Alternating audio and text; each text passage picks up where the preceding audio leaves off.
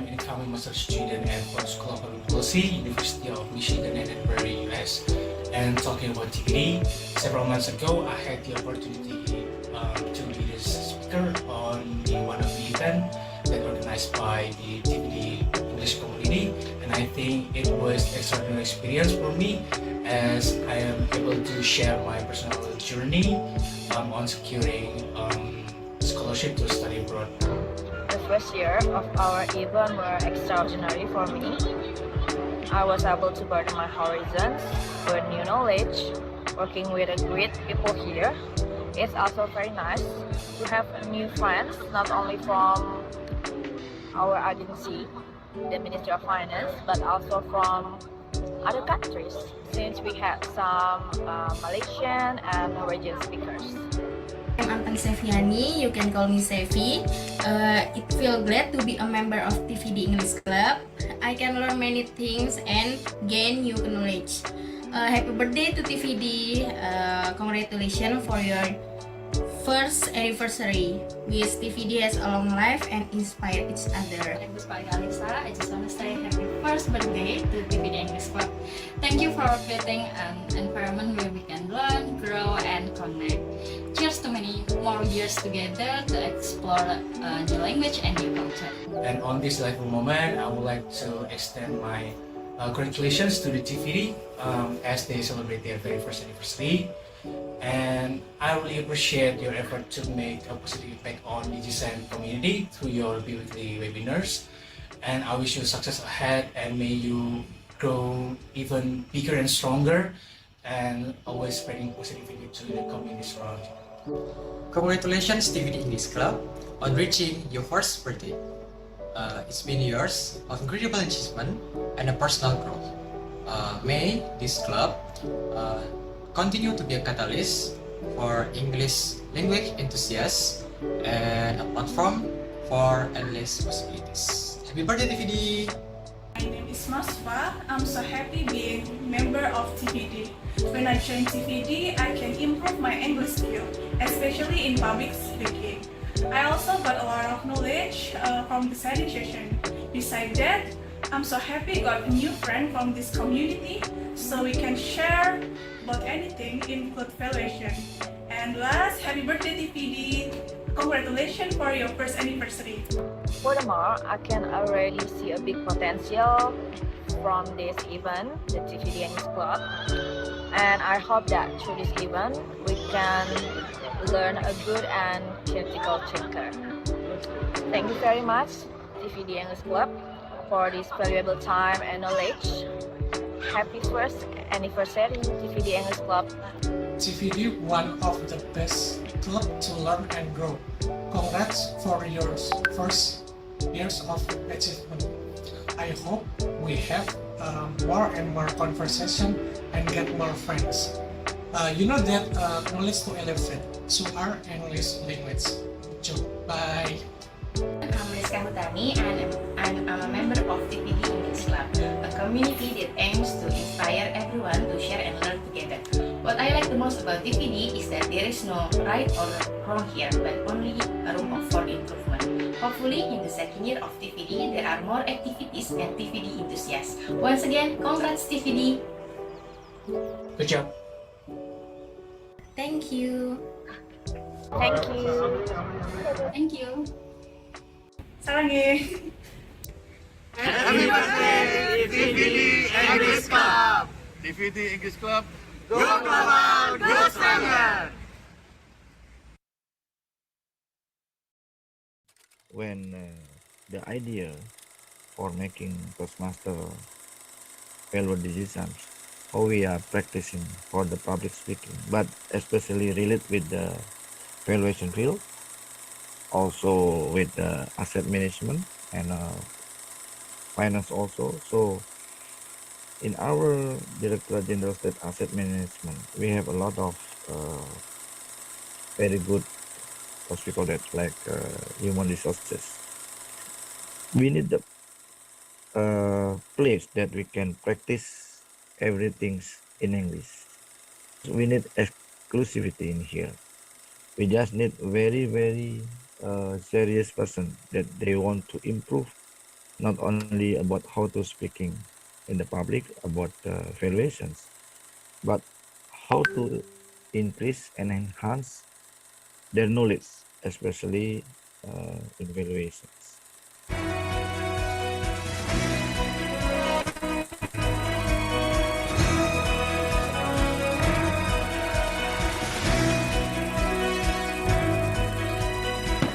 Yes, welcome to our welcoming session of Toastmaster Pilar Wirotama.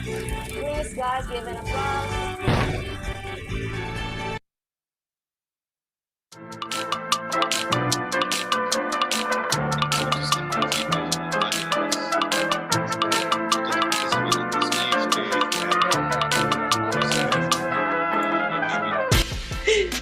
And what else? Future.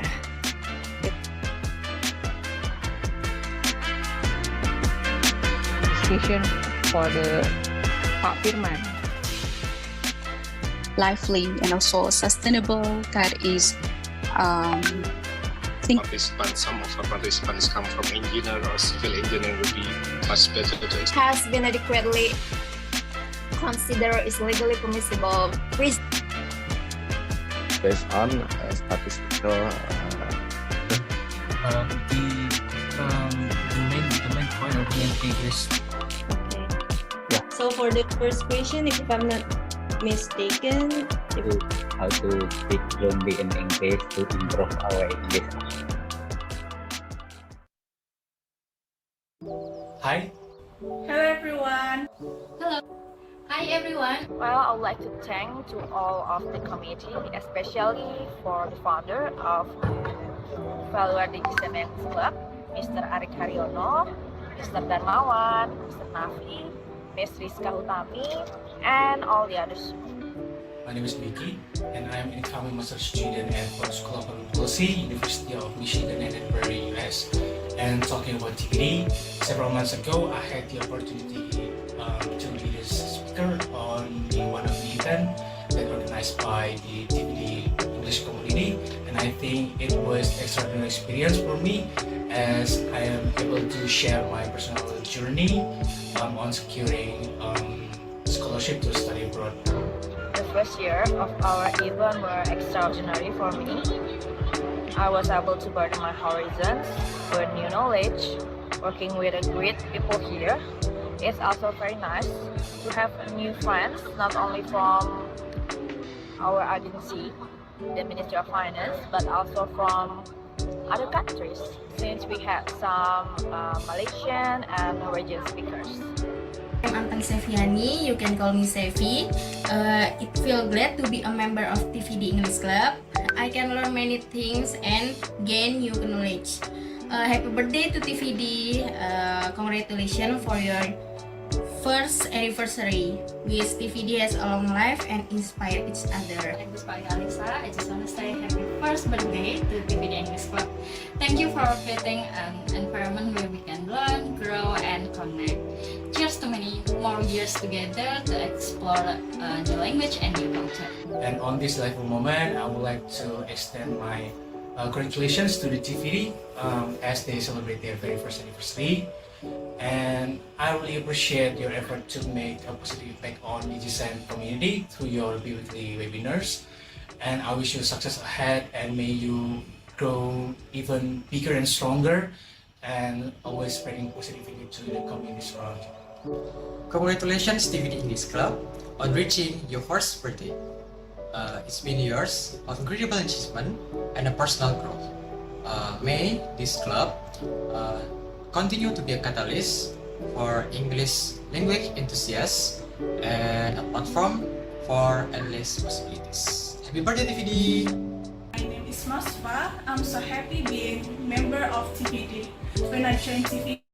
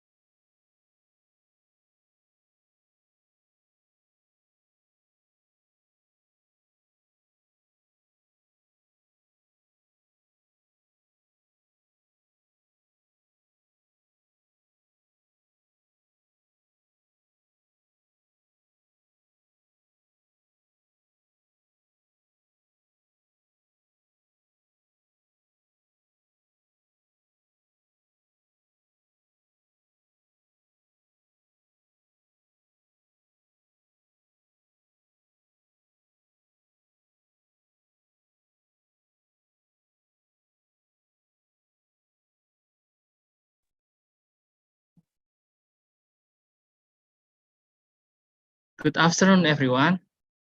Our discussion will be started at 3:30 p.m. So I kindly request everyone to use virtual backgrounds and mute your audio. Thank you.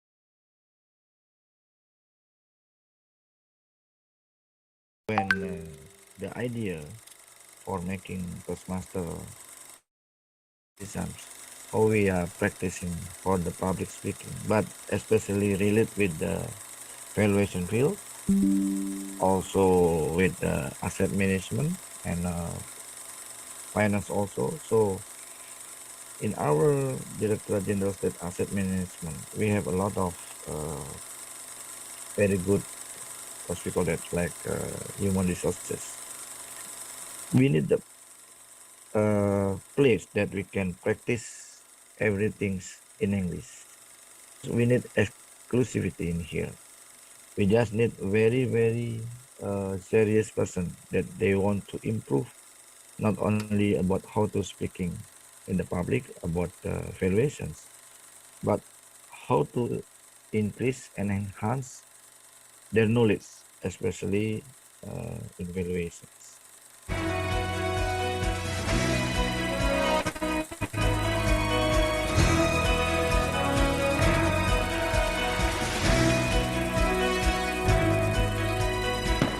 Yes, welcome to our welcoming session of Toastmaster Follow GDSL.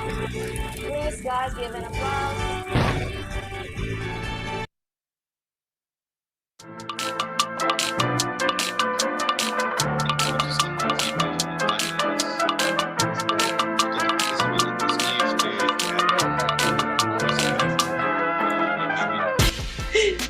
And what else? Future.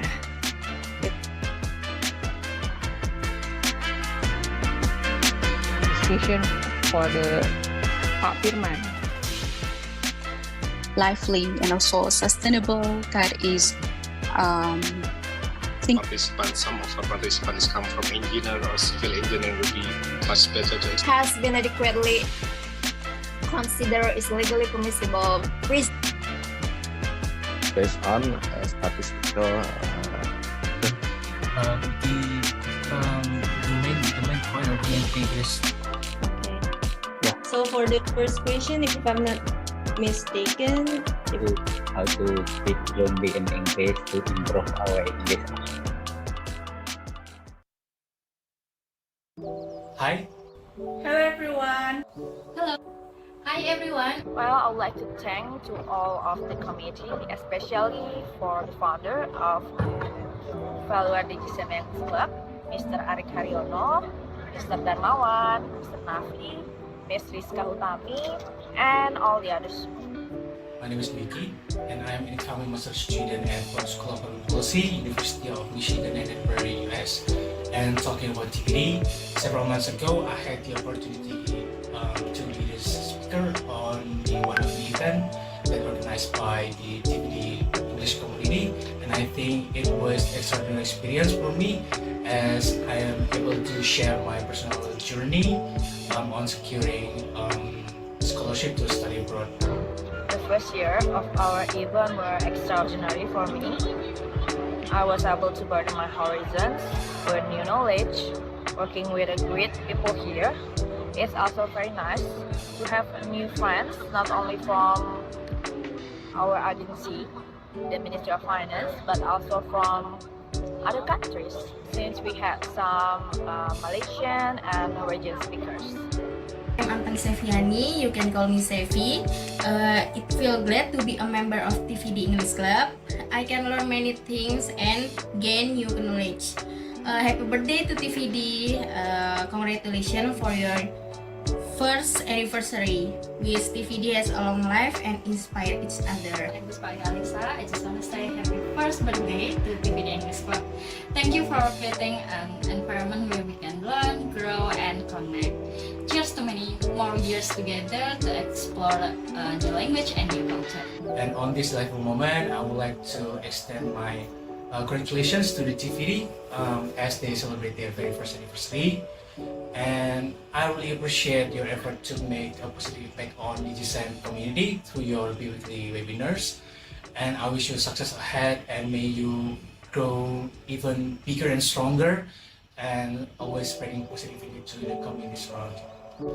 Congratulations TVD English Club on reaching your first birthday. It's been years of incredible achievement and a personal growth. May this club continue to be a catalyst for English language enthusiasts and a platform for endless possibilities. Happy birthday TVD! My name is Masfa. I'm so happy being member of TVD. When I join TVD, I can improve my English skill, especially in public speaking. I also got a lot of knowledge from the study session. Besides that, I'm so happy got a new friend from this community, so we can share about anything, include valuation. And last, happy birthday TVD! Congratulations for your first anniversary. Furthermore, I can already see a big potential from this event, the TVD English Club. And I hope that through this event, we can learn a good and critical thinker. Thank you very much, TVD English Club, for this valuable time and knowledge. Happy first anniversary, TVD English Club. TVD, one of the best club to learn and grow. Congrats for your first years of achievement.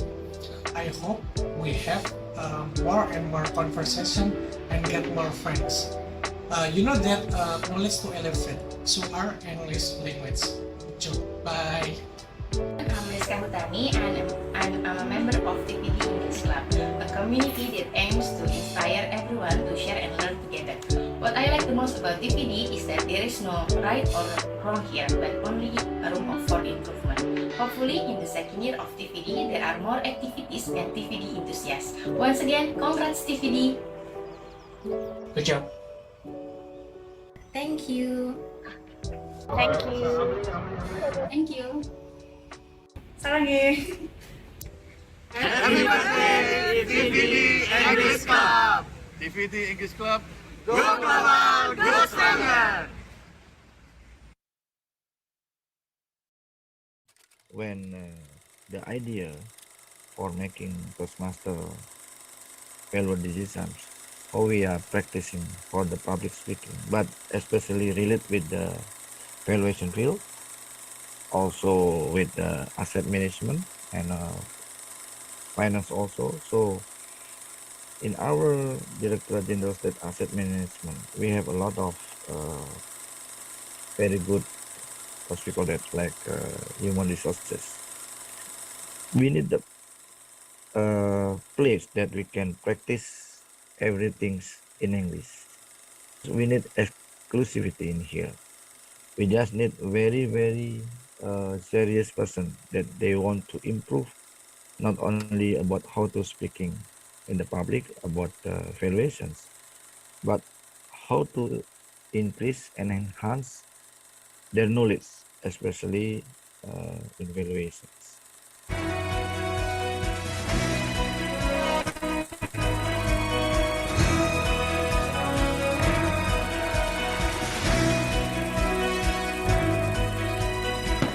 Yes, welcome to our welcoming session of Toastmaster Value Decisions. Please guys give an applause.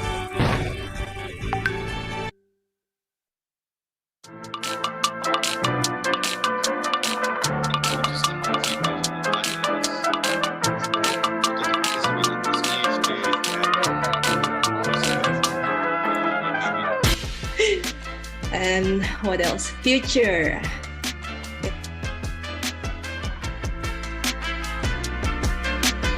Discussion for the Pak Firman. Lively and also sustainable. That is, Participants, some of our participants come from engineer or civil engineering would be much better to explain. Has been adequately considered is legally permissible. Please. Based on statistical The main point of the English. Okay. So for the first question, if I'm not mistaken, how to speak fluently in English to improve our English. Hi. Hello everyone. Hello. Hi everyone. Well, I would like to thank to all of the committee, especially for the founder of Pilar Wirotama Club, Mr. Arik Haryono, Mr. Darmawan, Mr. Nafi, Ms. Rizka Utami, and all the others. My name is Mickey, and I am an incoming master's student at Pusdiklat Keuangan Umum, University of Michigan, Ann Arbor, US. And talking about TVD, several months ago, I had the opportunity to be the speaker in one of the events that organized by the TVD English community, and I think it was an extraordinary experience for me as I am able to share my personal journey on securing scholarship to study abroad. The first year of our event were extraordinary for me. I was able to broaden my horizons, learn new knowledge, working with great people here. It's also very nice to have new friends, not only from our agency, the Ministry of Finance, but also from other countries, since we have some Malaysian and Norwegian speakers. I'm Anton Seviani, you can call me Sevi. It feels glad to be a member of TVD English Club. I can learn many things and gain new knowledge.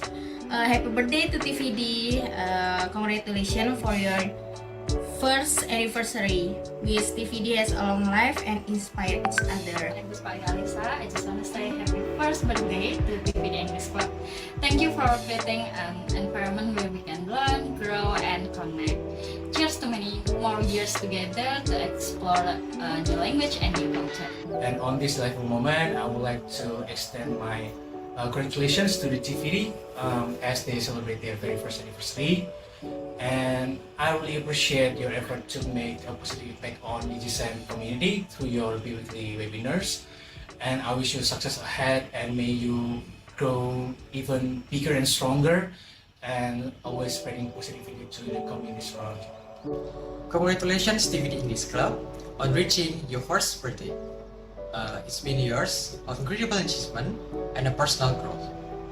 May this club continue to be a catalyst for English language enthusiasts and a platform for endless possibilities. Happy birthday TVD! My name is Masfa. I'm so happy being member of TVD. When I joined TVD, I can improve my English skill, especially in public speaking. I also got a lot of knowledge from the study session. Besides that, I'm so happy got a new friend from this community, so we can share about anything, include valuation. And last, happy birthday TVD! Congratulations for your first anniversary. Furthermore, I can already see a big potential from this event, the TVD English Club, and I hope that through this event we can learn a good and critical thinker. Thank you very much, TVD English Club, for this valuable time and knowledge. Happy first anniversary, TVD English Club. TVD, one of the best club to learn and grow. Congrats for your first years of achievement. I hope we have more and more conversation and get more friends. You know that knowledge to elevate, so our English language. Bye. I'm Rizka Hutami and I'm a member of TVD English Club, a community that aims to share and learn together. What I like the most about TVD is that there is no right or wrong here, but only a room for improvement. Hopefully, in the second year of TVD, there are more activities and TVD enthusiasts. Once again, congrats TVD! Good job. Thank you. Thank you. Thank you. 사랑해. Happy birthday TVD English Club! TVD English Club, go global, go stronger!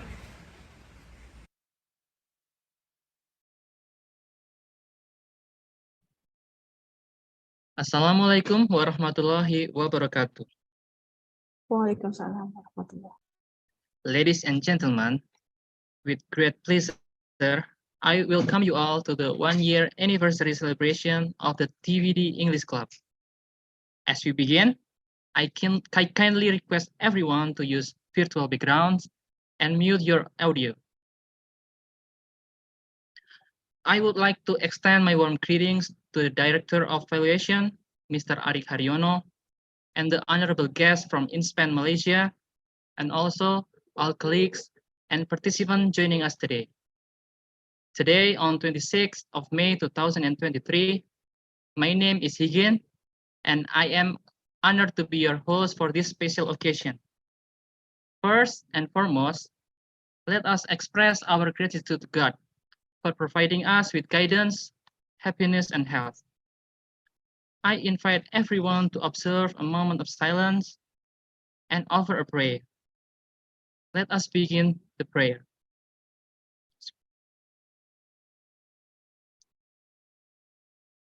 Amen.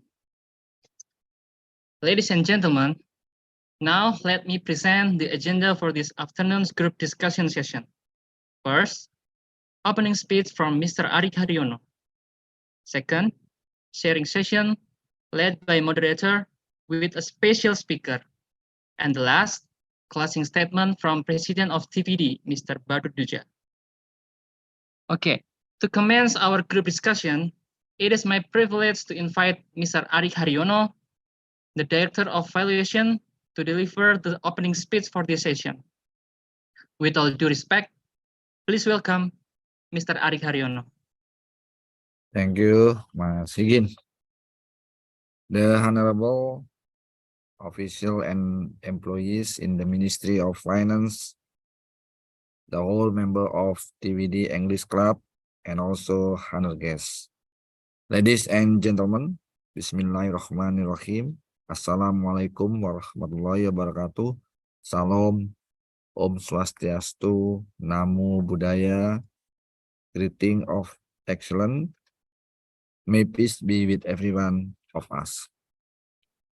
First and foremost, let us thanks to God Almighty for His presence which allow us to gather online at this event in good health. We would additionally like to thank and very appreciate to our speakers today, Mr. Pilar Wirotama, for accepting our invitation. We wish that you are constantly in excellent health and safety. Distinguished guests, today we gather here to celebrate significant milestones. The 1-year anniversary of our remarkable TVD English Club.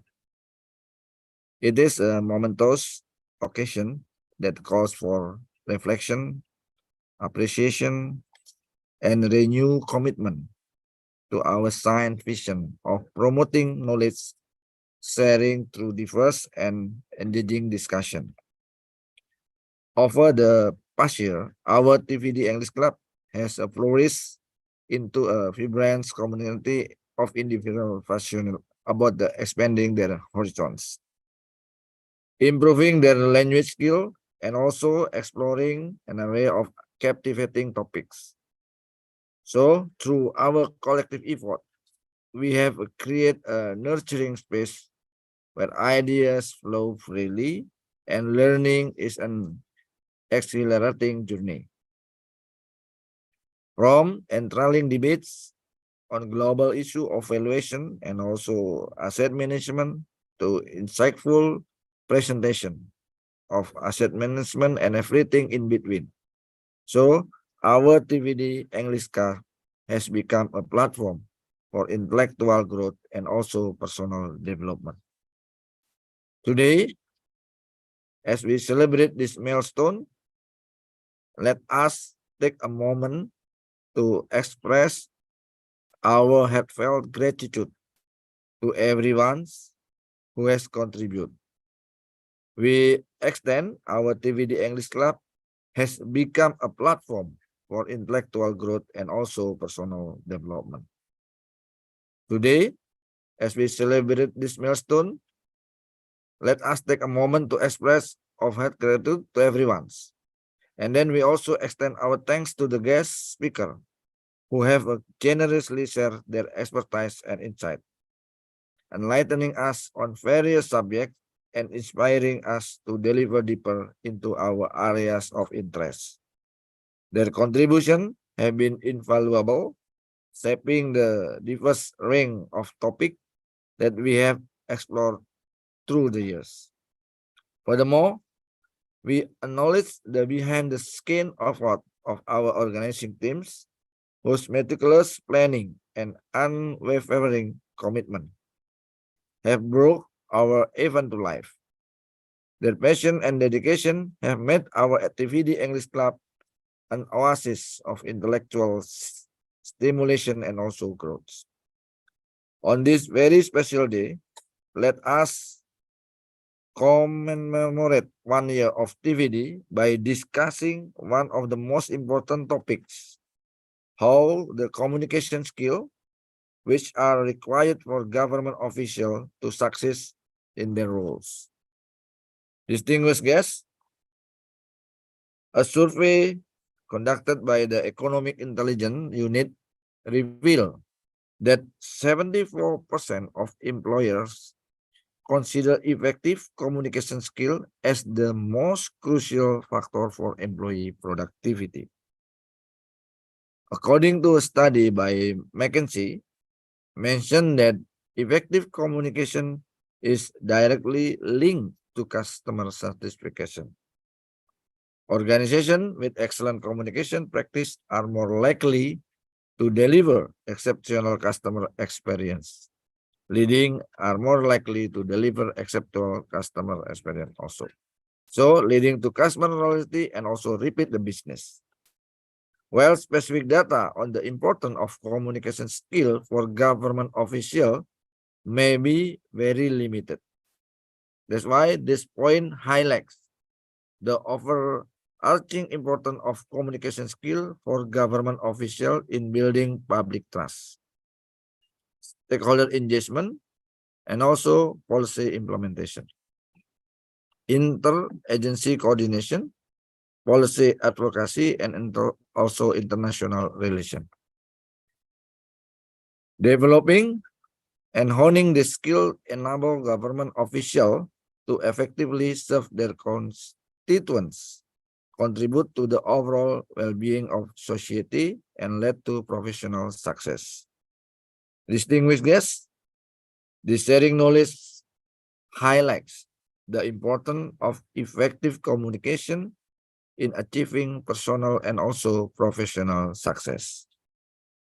From mastering persuasive communication technique to navigating challenging conversation, attendees will gain practical insight and also actionable strategies to enhance their communication abilities.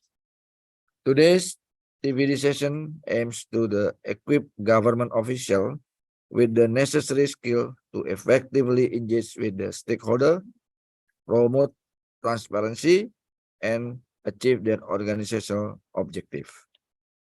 Distinguished guests, let us take advantage of this valuable opportunity to discuss and discover fresh ideas connected to the essential communication skill, amplifying its effectiveness and also impacts. Through this event, we seek to spark discussion and also disseminate knowledge. Now, without further ado, let's begin our discussion. Thanks. Terima kasih. Wassalamualaikum warahmatullahi wabarakatuh. Salam, Om Santi Santi Santi Om. Namo Buddhaya, salam kebajikan. Thank you, Mr. Arik, for your insightful remarks. Moving on to the next segment, our group discussion will be led by our moderator, Mrs. Hasnagania. Mrs. Hasnagania is an employee at the Human Resource Division, GSAM. Hello, Mrs. Hasnagania. Are you ready to lead this discussion session? Yes, I am. I'm privileged to be your moderator, Mr. Higgin. Okay, thank you, Mrs. Na. So the time is now yours. Assalamualaikum warahmatullahi wabarakatuh. Good afternoon, ladies and gentlemen, distinguished guests and participants. Welcome to this special event celebrating 1 year of TVD English Club. I am honored to be your moderator for today's session. My name is Hasnagania, and I will be guiding you through this exciting event. We aim to foster a collaborative and inclusive environment, so please feel free to participate actively by giving emotion button on your screen. Our session is going to last no more than an hour, so it will be divided into 2 segments. First, 35 minutes presentation from our panelists, and the second is a Q&A session. I will open the floor for audience questions and comments. And since it's celebration of 1 year TVD English Club, for the most interactive audience and best questions, there would be a prize to be awarded. So please be guided accordingly. Before we commence, let us take a moment to acknowledge the importance of this occasion. So today we have gathered here to get a special insight from an expert panelist about essential communication skills for government officials, amplifying effectiveness and impact. Well, I think everybody here has heard about workplace communication skills, but hardly anyone knows a lot about our responsibility in relation to advocate for public policies issued by our organization. So here we have an esteemed panel of experts who will share his insight and engage in meaningful discussion. So ladies and gentlemen, I introduce you Mr. Pilar Wirotama. Hello, Mr. Pilar. How are you today? Hi, Hasna. I'm good. How are you? I'm very good. I'm excited to meet you. I bet all of us are familiar to Mr. Pilar Wirotama, right? He's a head of Learning Quality Assurance and Certification at General Affairs Training Center, Financial Education and Training Agency, as we know BPPK, He also had a CRMO certified risk management officer. Next, we turn to his educational background, okay? He got a bachelor degree in communication studies at Pajajaran University and a master degree in public relations and corporate communication at School of Professional Studies, New York University. Wow. And also this is a fun fact that he was a lecturer, business communication lecturer in Polytechnic of State Finance Stand from 2014 until 2019. He had fantastic experiences as well. So guys, one of them is experience as an IT and audio technical supervisor Indonesia planning team for IMF World Bank Group annual meeting 2018 in Bali, which was well known for an iconic speech from President Joko Widodo, if you guys know. The winter is coming, quote from the Game of Thrones. And above all the wonderful skills you have, Mr. Pilar, you got me surprised that you are a good singer as well. Well, not really. I'm just a casual singer. Just So just great to have find you on something to do board. during the spare time. So great to have you on board, Mr. Pilar. So without any further ado, ladies and gentlemen, please welcome Mr. Pilar. Okay, thank you, Hasna, and thank you for a very kind introduction. It's very kind of you. Assalamualaikum warahmatullahi wabarakatuh.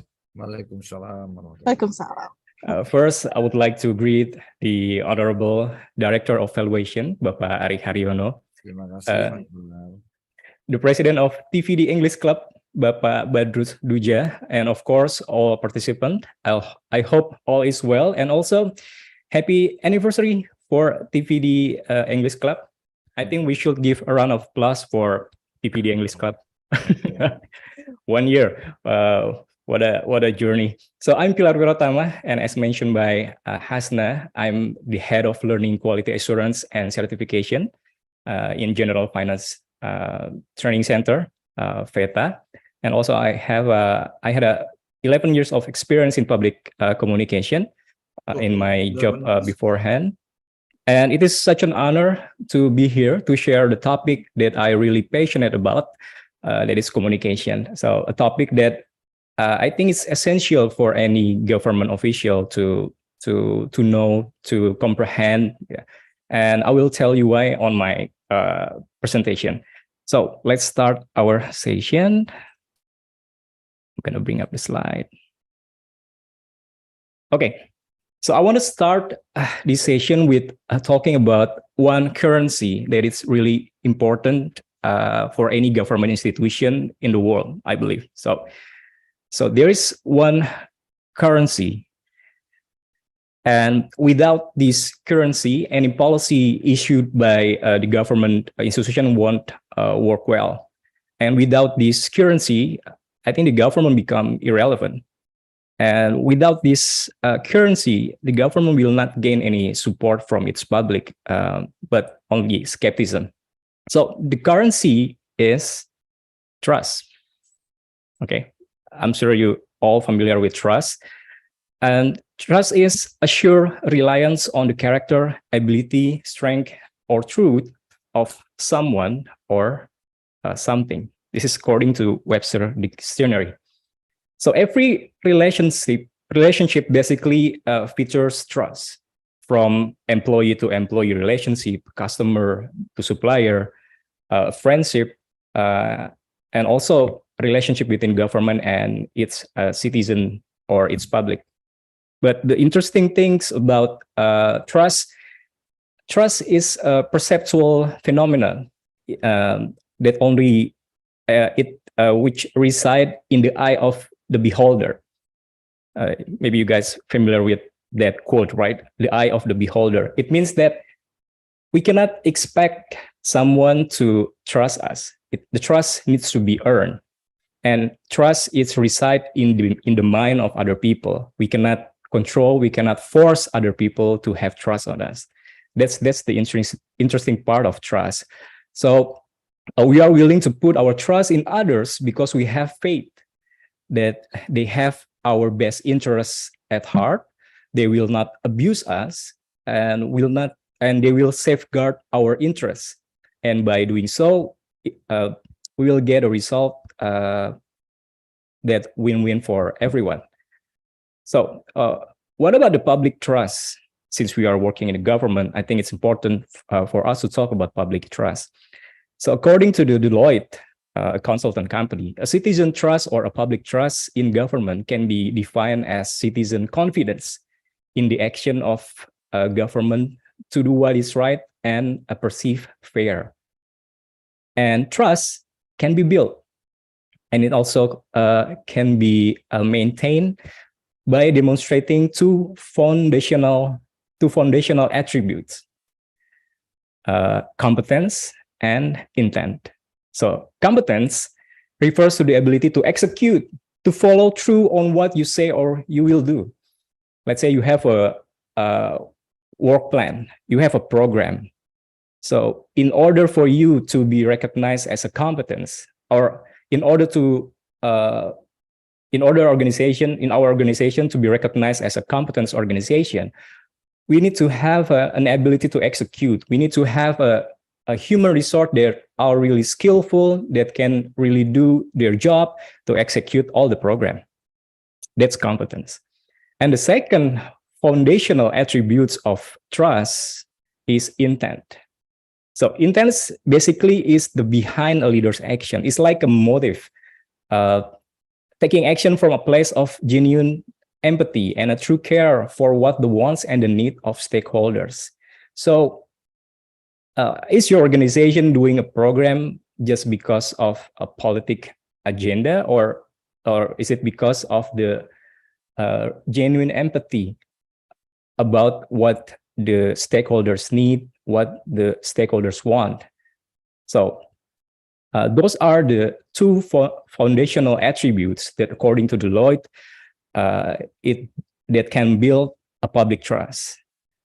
So the two foundational attributes of competence and intent, according to Deloitte, can be demonstrated through 4 unique trust signals. So as you can see on the screen, there are humanity signal, transparency signal, capability signal, reliability signal. And as shown as on the screen, the trust signal, humanity, and transparency demonstrate intent. It relates with intent, while the capability and reliability show an organization competence. So humanity basically address the perception that the government genuinely care for its constituents.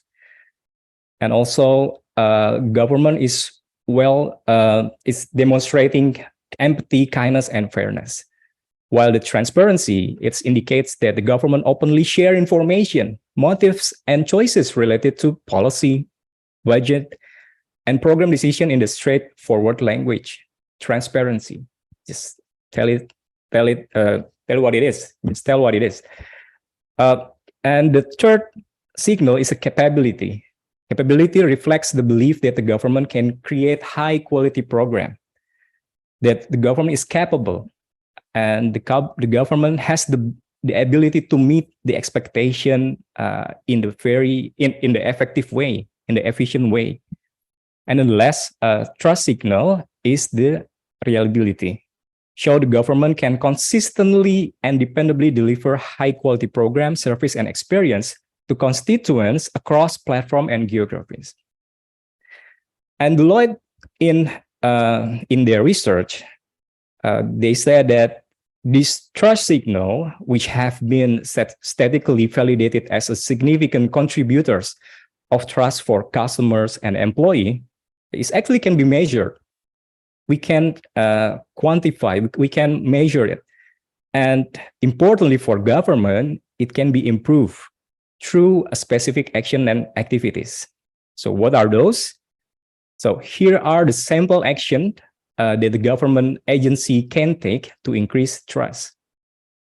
So let's say in the humanity, Deloitte said in their research that the government need to make an action such as quickly resolve issue with safety, security, and satisfaction. and also value and respect everyone regardless of the background, identity, or belief.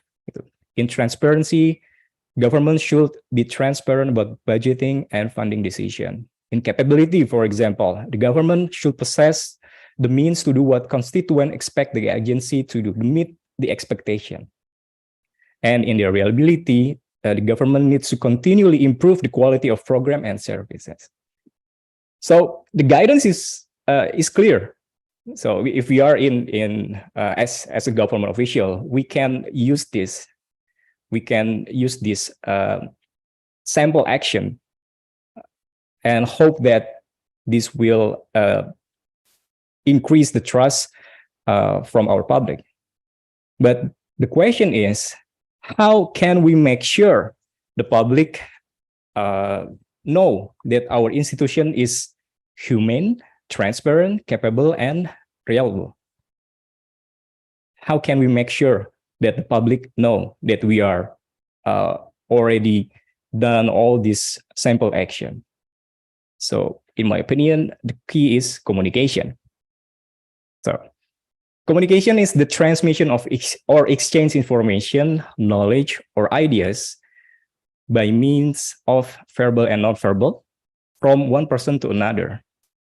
So referring to the definition and put it in our context means that we in the government should transmit and share information about the trust signal and also the action that we already did to the public. So the public will get the idea. Public will know that we are capable, that we are reliable, that we are transparent, that we are human.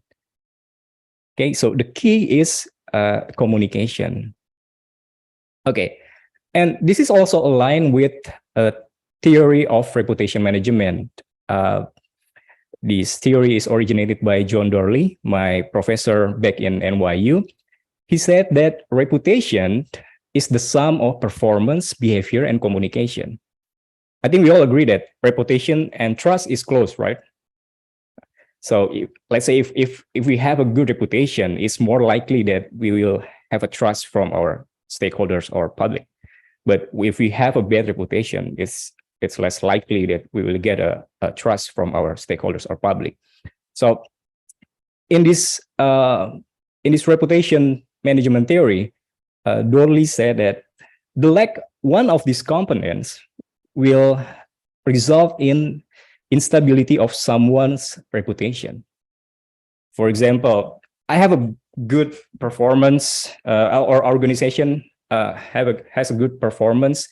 We achieve all the KPIs, we achieve all the target, we can manage our budget well, and also we committed to anti-corruption. We receive WBK or WBBM, but is it automatically our organization will get a reputation or trust? Well, not necessarily. We still need to communicate our organization performance. We still need to communicate our organization commitment to anti-corruption to our public, so they will know. Okay, and I'm trying to give you a very extreme example. It's similar to the example that I just shared with you just now. So let's say that I'm a great guitar player. Okay, I'm Pilar, the great guitar player, according to my opinion. I believe that, yes. Thank you, Asna. So I can do all the tricks. I can do all the techniques. I have a speedy fingers, and I believe I'm a human person. I mean, I love helping people. But again, if we think that, if we agree that those are facts, let's think that those are real facts, right? But will I automatically earn a reputation as the great guitar player in others people's mind? No. I have to show it. Yeah. I have to show my skill, right, Hasna? I have to perform in front of other people. I have they can trust you. Exactly. So they will feel sure that I'm really great in playing guitar. And also, and I have to do it consistently. you agree, right?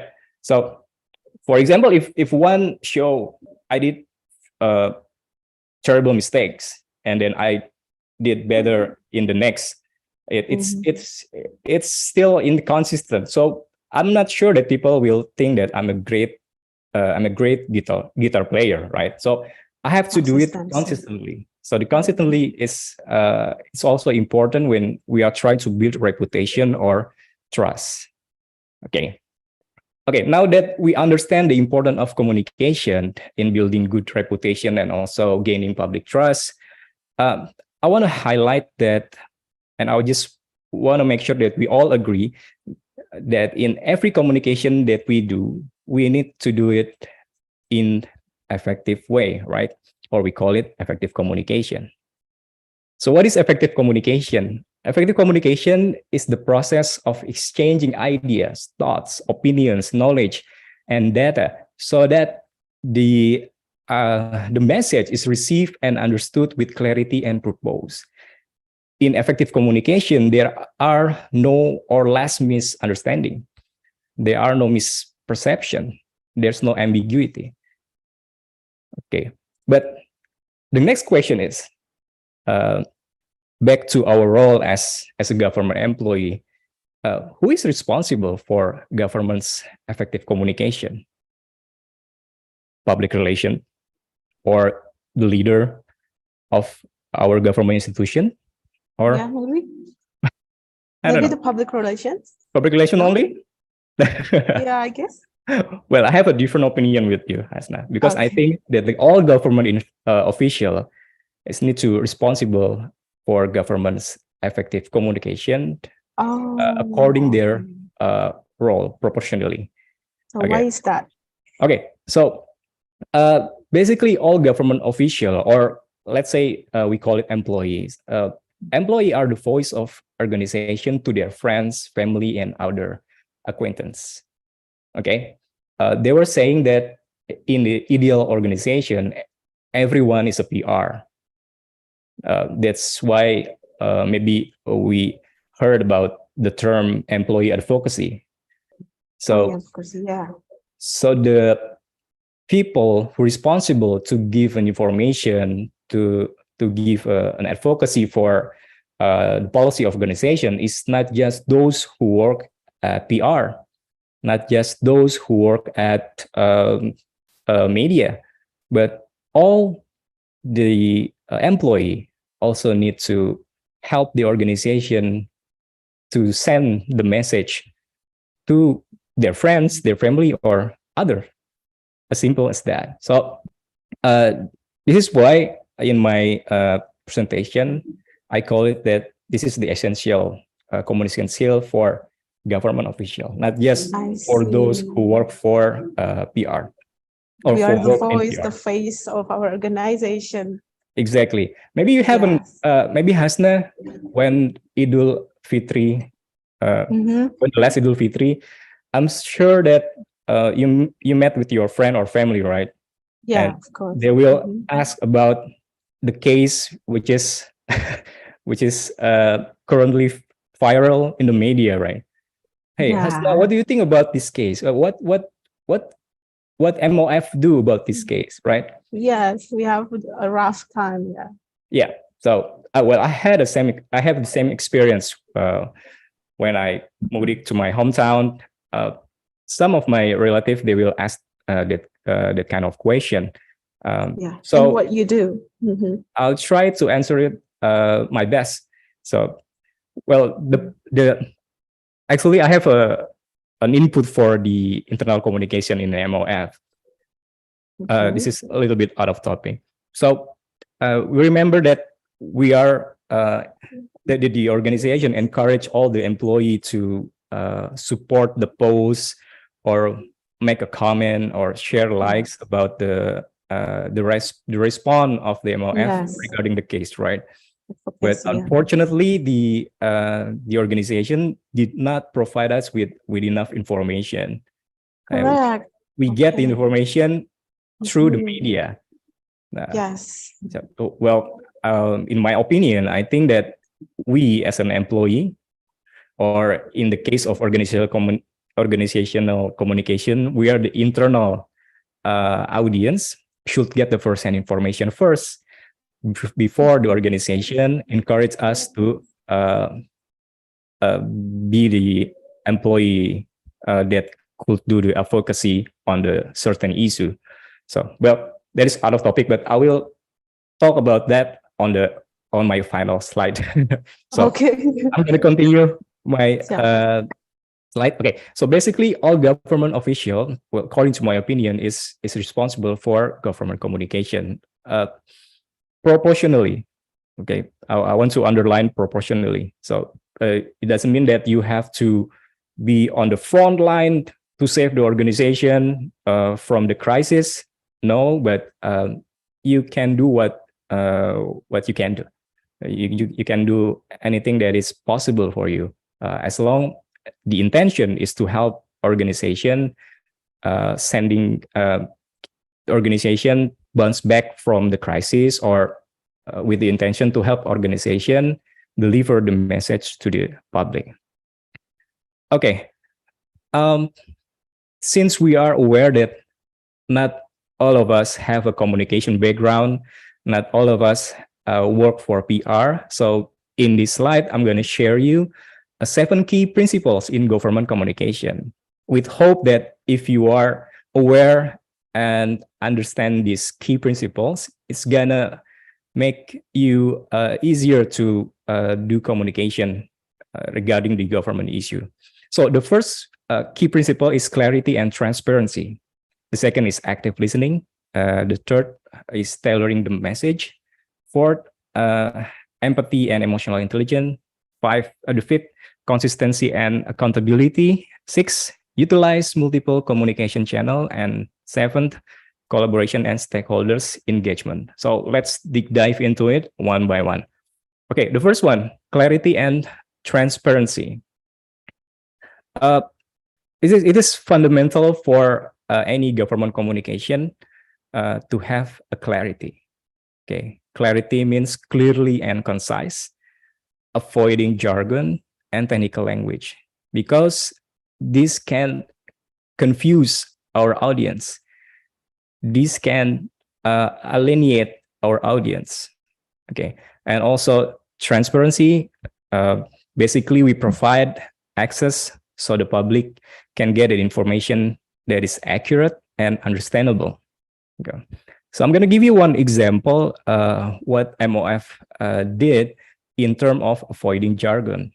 Okay, so remember maybe around 5 or 4 years ago, we have a official hashtag Sadar APBN, right?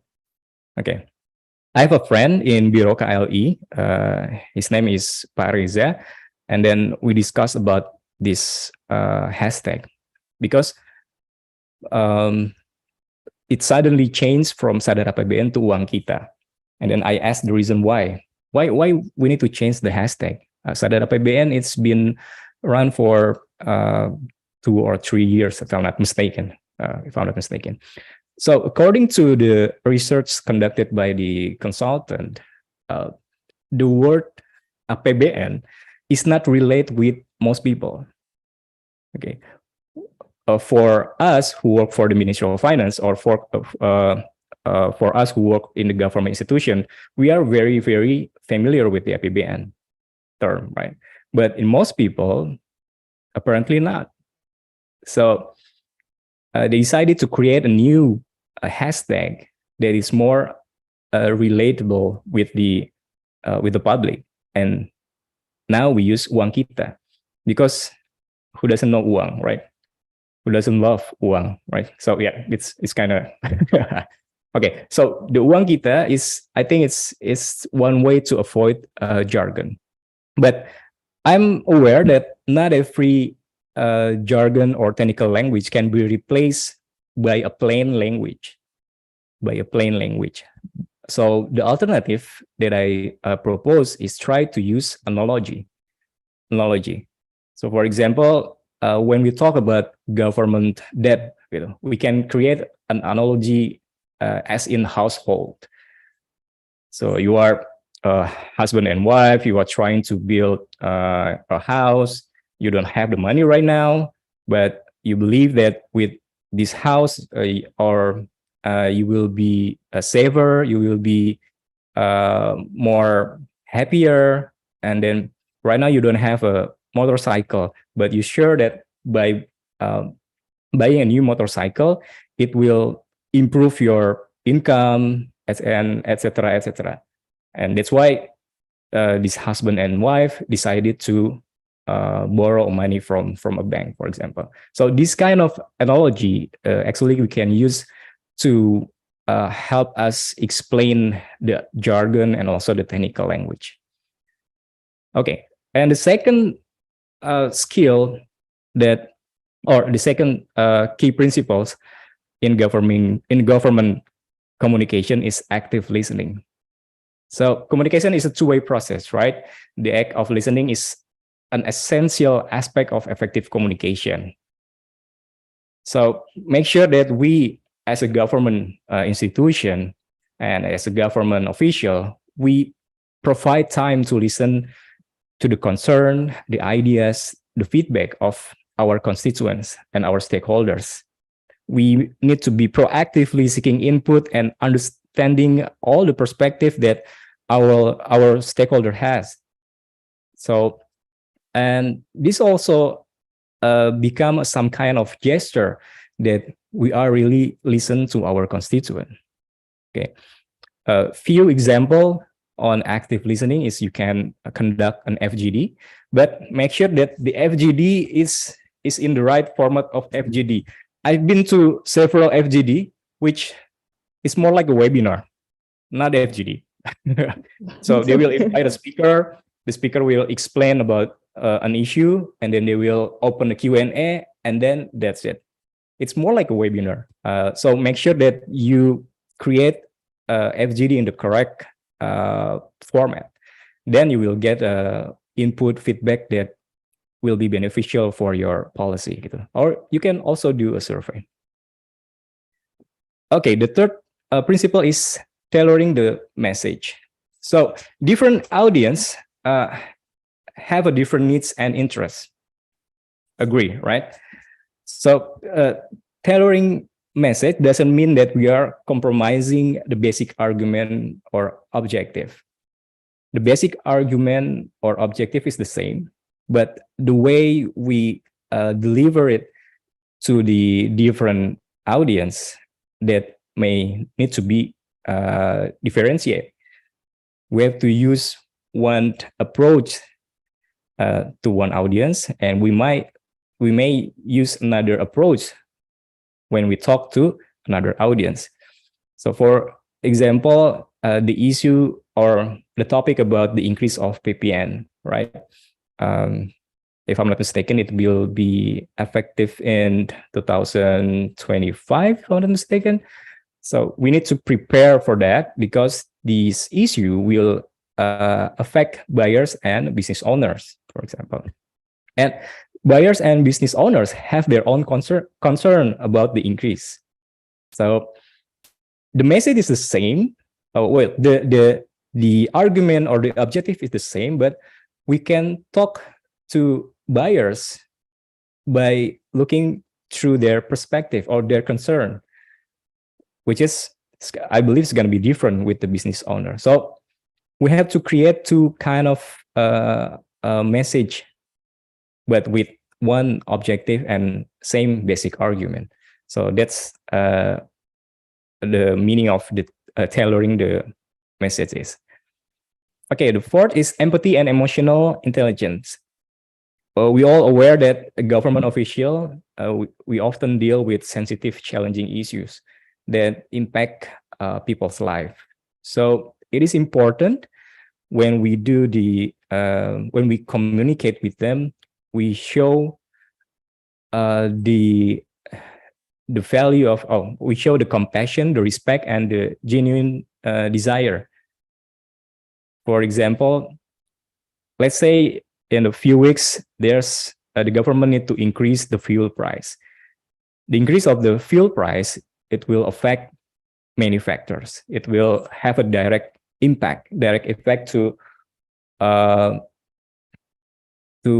people in general. So we need to make sure that when we deliver the message, we are showing the gesture of compassion, respect, and genuine desire. So we need to show the people that we know that it's going to be hard for you with this decision, but this is something that we really need to take. And don't worry, we already have some kind of safety net, perhaps, just to make sure that you are okay with the increase. So that's empathy and emotional intelligence meaning is. Okay. The fifth key principle is consistency and accountability. Consistency in communication builds trust and credibility. So we need to make sure that our message is aligned with your action and with our action and policies. If the public see us as an inconsistent institution, then it will erode public trust. It will damage public trust, and it can lead to confusion and skepticism. Okay, and also take ownership of your communication, of our communication. If we make a mistake, we admit it, we acknowledge, and then we do something about it. And we need to make sure that the public know what is the next step is after we did a mistake. So one example that I can point out regarding the inconsistency in the message and action is about the local pride campaign. I don't know whether it is an official campaign or not, but Hasna, did you remember when President Jokowi suddenly wear sneakers to his office, to Istana, and it was Nah shoes, Nah Project shoes. It's a local brand from Bandung. Yes, I remember he tried to send a message to the people of Indonesia. Hey, we have our local product is pretty good. It's comfy, and I use it right now, and I'm gonna use it for my every time I go to the well, of course not a formal occasion. I go to the field, for example, and then we see that other minister starts to follow what President Jokowi started. But yes. Yeah, but after that, maybe after 1 year or 2 years, it start. I personally see that there's an inconsistency among government officials regarding this local pride campaign, because we know that some of the government officials, especially on the top tier, they start to flexing their luxury stuff, which is not made in Indonesia. So in this local pride campaign, I think that the message is not aligned with the action. So we, as a government official, we need to be aware of that. We have to make sure that the message is aligned with our action and policy. Again, to build people trust. Okay, 6, we have to utilize multiple communication channel. Traditional media, social media, official website, town halls, and community events, above media, below the media, below media, I mean. This multi-channel will allow us to reach a broader outreach. And the fun fact is, we all know that social media is popular, right? But apparently, TV is still powerful. This is information that I get from a friend in Biro KLI. So although it seems like, oh, TikTok is booming, Instagram is booming, and everybody is like praise, oh, social media is very powerful. But in terms of reach, TV is still powerful. It can reach more audience than social media. And we have to put that in mind. So every time we need to socialize or introduce a new policy, TV is still one of the options that we need to consider in terms of reach. Okay, and the last key principle is collaboration and stakeholders engagement. So government official must engage with stakeholders from various sectors, including other government agency, community organization, business, and also civil society. Now, make sure to engage them in the early on or in the early stage of decision-making process. So you can listen to their inputs, and then you will understand the rationale behind their input, which also make your decision at the end of the process is more rational. Okay, you can do FGD or joint task force to collaboration. Yeah, for collaboration. Okay, if you look at the if you look on the screen, this is a stakeholders mapping tools. Sometimes we are confused. Oh,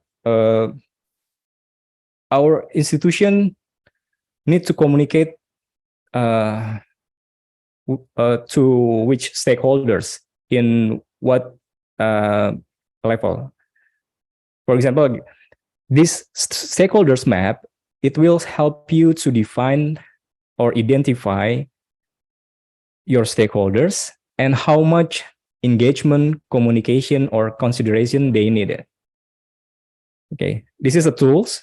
So if you are curious about how much effort that you need to put in each stakeholders, you can categorize your stakeholders using this stakeholders mapping. The first thing you do is you can create a list of your stakeholders, okay? And then you will do a small assessment regarding the interests and also the influence of each stakeholders. For example, let's say I work for Directorate General of Tax, and on my list, there's a taxpayer as a stakeholders, and there's a faculty from university as a stakeholders as well. So using this map or using these tools, I will assess, okay, taxpayer. Let me see, is the taxpayer has a high interest in my organization or not? Obviously, taxpayer will have a high interest in Directorate General of Tax, right? Okay, and then we assess the second point. Does the taxpayer has a high influence to how our organization works? I believe so. If they collect their opinion and then they send it to Directorate General of Tax, perhaps it will change the policy. Let's pretend that way. Okay. Based on that small assessment, I can put the taxpayer on the top right corner of this stakeholder map. Okay. And what about the faculty of the university? Oh, okay. It's from economic faculty. So I think this stakeholder will have a high interest. Okay, it's the faculty of university will have a high interest with the Directorate General of Tax. But what about the influence? I don't think the faculty will have a strong influence. So the category is high interest and low influence. Okay, I'm gonna put the faculty of the university into the left, right corner, top on the orange box. And then we can see in the bullet point below. So for the taxpayer, we put it on the right top corner, right? With the star. So, and we see the bullet points. It said regularly engage and keep satisfied. Okay, so basically stakeholders that we put on the right top corner, it means that we have to regularly engaged, and we need to keep them satisfied. And how we gonna do that? It's very technical. You can create a forum, or you can provide an AR for them. It's on you. But the point is, every stakeholders that you put on the right top corner, you need to regularly engage and keep satisfied. And that works also for the faculty from the university.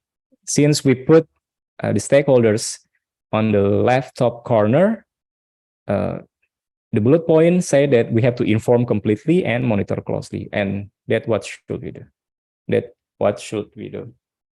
So this stakeholders mapping, it's give us a guidance on how we prioritize our stakeholders in terms of communication, attention, and focus. So we will not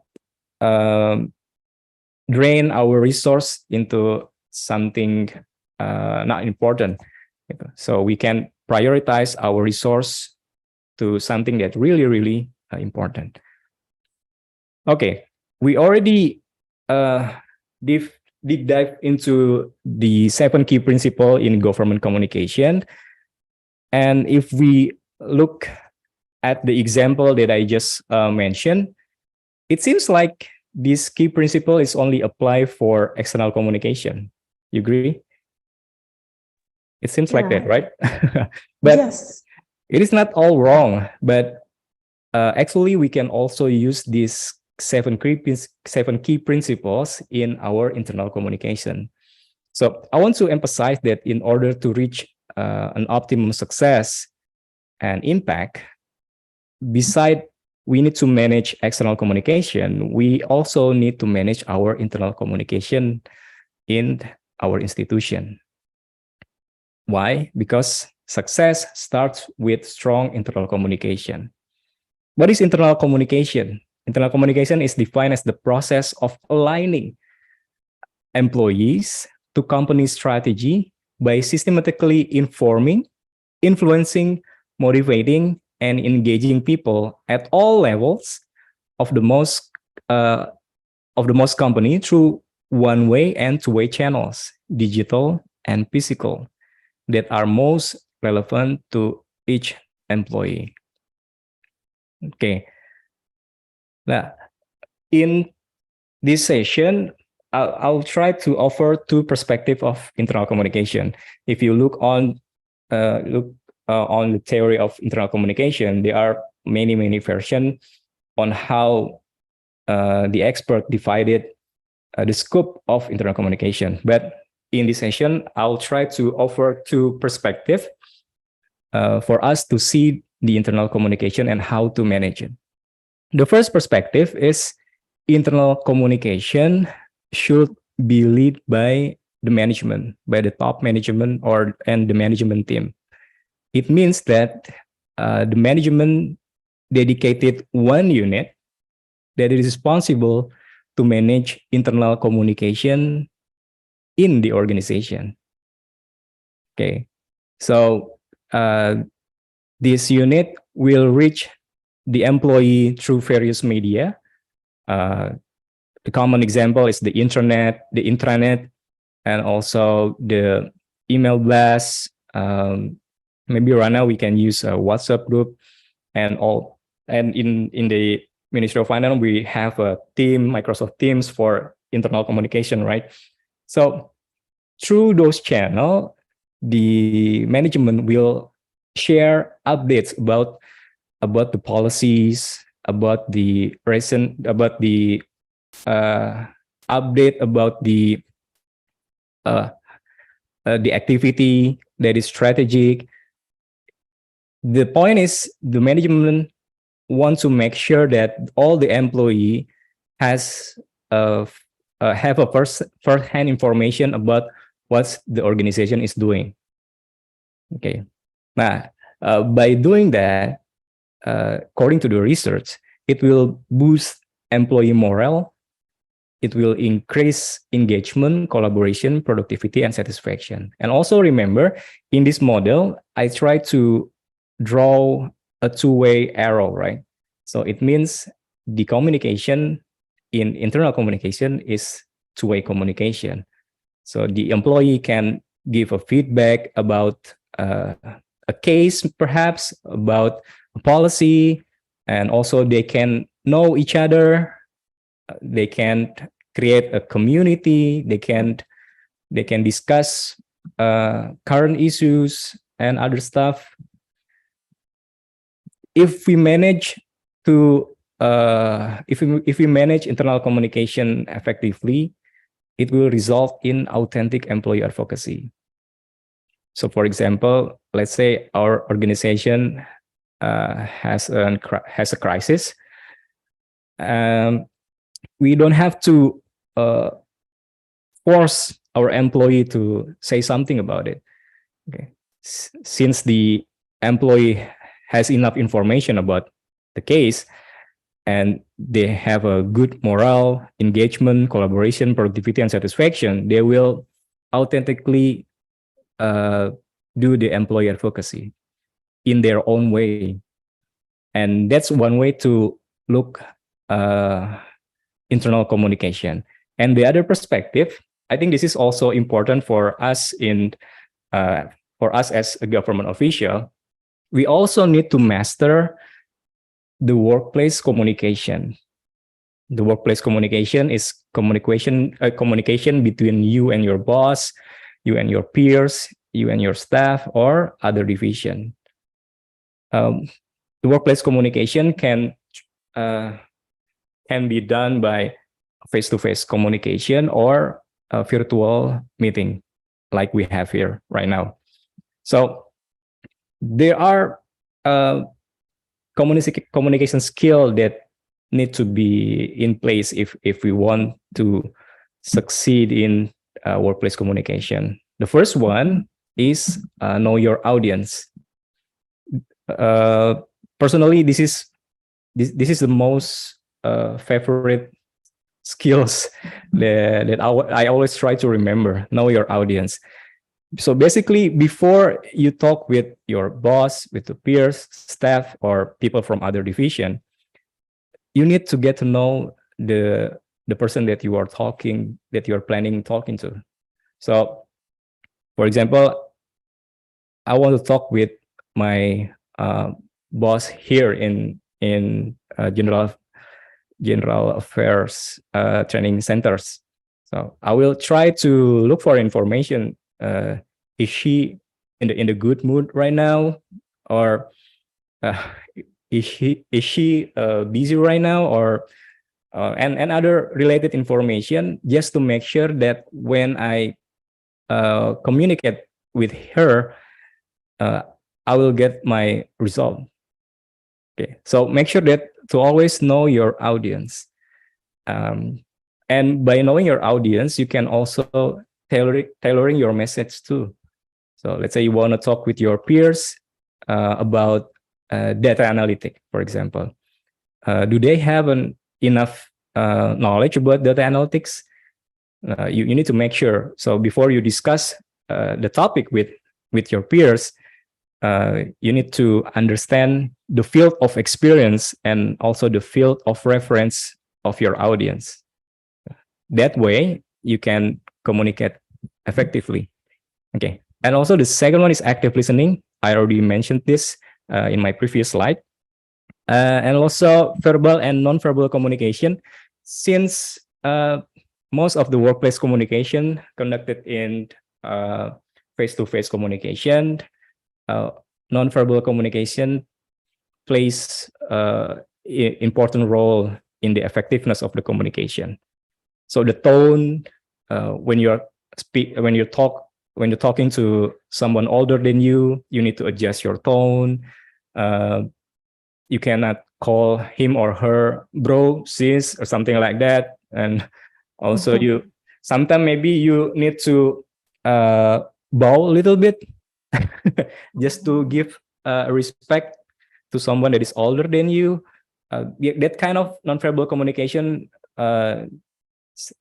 need to be exist when you are talking in a workplace communication setting. And also written and oral communication, when you're doing your presentation, make sure there are no typo or something like that. And also you can deliver the message in the very concise and in very simple language or plain language, so everybody can understand what you are saying. And written language, written communication, is also very, very important. Everything in government, it's works with document. Agree, Asna? So Agree. everything needs to be nota dinas 1, nota dinas B, and the ability to create a good nota dinas, it's very crucial, especially for those of you who work in secretariat. Okay. Exactly, Yeah. Mr. Pilar. So if for example, I spent the last 11 years in secretariat of VETA. Every day I have to create a customized nota dinas for various topics. But when I'm in general training affair like now, most of the nota dinas that I created is more like a template nota dinas. But when I was in the secretariat, I can create nota dinas that goes through Bu Menteri to our minister. Yeah. So the point is sharpen your written communication, and then don't forget to use your empathy and also respect everyone that in your workplace. So this is a two-way, a two perspective looking into the internal communication. The first one is from the management side on how the management should manage the internal communication to boost employee morale, to increase engagement, collaboration, productivity, and satisfaction, which result in authentic employee advocacy. And on the other perspective, I want to emphasize that your communication in workplace, it's also plays an important role in your success. So my advice is master both external and internal communication. Okay, master external and internal communication, because I'm sorry to interrupt you, Mr. Yeah. Pilar. It's 1 more minute Okay. left. Okay, thank you. This is going to be my last slide, by the way. Okay, so make sure to master external and internal communication, because effective communication is important to career success, because leaders who build a culture of positive communication, they can help organization to reach its goal, of course, with a greater efficiency, and also they will produce satisfied workers, and also they will help organization to improve their brand identity. And at the same time, it's also affect to their own success.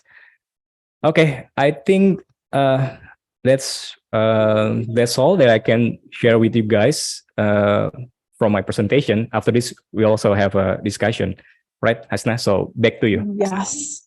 Thank you very much, Mr. Pilar Wirotama, for an excellent presentation.